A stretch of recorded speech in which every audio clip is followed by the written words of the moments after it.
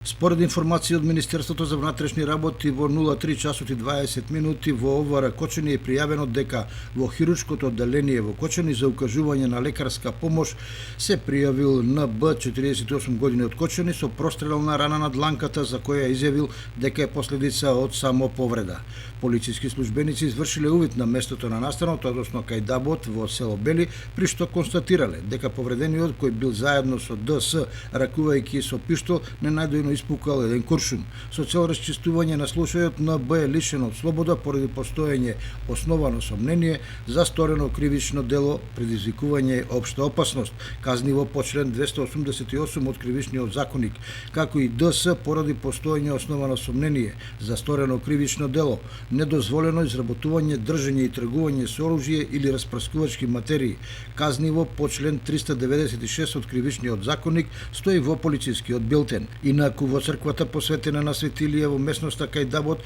традиционално се празнува големиот христијански празник Илинден, каде се собираат голем број верници од Белиот Кочани и од поширокиот регион.